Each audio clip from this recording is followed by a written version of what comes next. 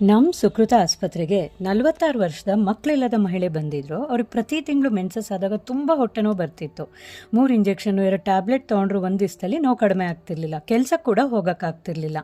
ಅವ್ರಿಗೆ ಸ್ಕ್ಯಾನ್ ಮಾಡಿದಾಗ ಗರ್ಭಕೋಶದಲ್ಲಿ ಅಡಿನೋಮಯೋಮಾ ಅನ್ನೋ ಗಡ್ಡೆ ಇರೋದು ಕಂಡುಬಂತು. ಒಂದ್ಸತಿ IVF ಕೂಡ ಫೇಲ್ ಆಗಿತ್ತು. ಒಳ್ಳೆ ಕ್ವಾಲಿಟಿ ಎಂಬ್ರಿಯೋ ಒಳ್ಳೆ ಎಂಡೋಮೆಟ್ರಿಯಮಲ್ಲಿ ನಾವು ಟ್ರಾನ್ಸ್ಫರ್ ಮಾಡಿದಾಗ ಕೂಡ IVF ಫೇಲ್ ಆಗಿತ್ತು. ಅಡಿನೋಮಯೋಮಾ ಸೈಜು 100 ml ಇತ್ತು, ಯೂಟ್ರಸ್ ಸೈಜು 380 ml ಇತ್ತು. ಮೈಕ್ರೋವೇವ್ ಅಬ್ಲೇಷನ್ ಅನ್ನೋ ಹೊಸ ಟ್ರೀಟ್ಮೆಂಟ್ನ ನಾವು ಅವ್ರಿಗೆ ಮಾಡಿದ್ವಿ. ಇದನ್ನು ನಾವು ಲ್ಯಾಪ್ರೋಸ್ಕೋಪಿನಲ್ಲಿ ನೋಡಿಕೊಂಡು ಸ್ಕ್ಯಾನಿಂಗಲ್ಲಿ ನೋಡಿಕೊಂಡು ಮೈಕ್ರೋವೇವ್ ಅಬ್ಲೇಷನ್ ಟ್ರೀಟ್ಮೆಂಟ್ನ ಮಾಡಿದ್ವಿ. ಅಬ್ಲೇಷನ್ ಆದಮೇಲೆ ಯೂಟ್ರಸ್ ಈ ರೀತಿಯಾಗಿ ಕಾಣ್ತಿತ್ತು. ಆಪರೇಷನ್ ಆಗಿ 36 ದಿವಸದಲ್ಲಿ ಅಡಿನೋಮಯೋಮಾ ಸೈಜು 45 ml ಆಗಿತ್ತು. 70% ಅಷ್ಟು ಫಸ್ಟ್ ಮೆನ್ಸಸ್ನಲ್ಲಿ ಪೇನ್ ರಿಲೀಫ್ ಆಗಿತ್ತು. 65 ದಿವಸದಲ್ಲಿ ಗರ್ಭಕೋಶದ ಸೈಜು 100 ml ಅಷ್ಟು ಕಡಿಮೆ ಆಗಿತ್ತು. ಸೆಕೆಂಡ್ ಮೆನ್ಸಸ್ನಲ್ಲಿ 65 ದಿವಸದಲ್ಲಿ ಅವ್ರಿಗೆ ಕಂಪ್ಲೀಟ್ ಪೇನ್ ರಿಲೀಫ್ ಇತ್ತು. ಒಂಚೂರು ಪೇನ್ ಇರಲಿಲ್ಲ.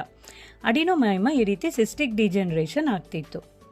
ಈ ಅಡಿನೋಮಯೋಮಾ ಅನ್ನೋದು ಎಂಡೋಮೆಟ್ರಿಯಮ್ಮು ಮಯೋಮೆಟ್ರಿಯಮ್ ಒಳಗಡೆ ಅಂದರೆ ಗರ್ಭಕೋಶದ ಗೋಡೆ ಒಳಗಡೆ ಬೆಳೀತಿರುತ್ತೆ.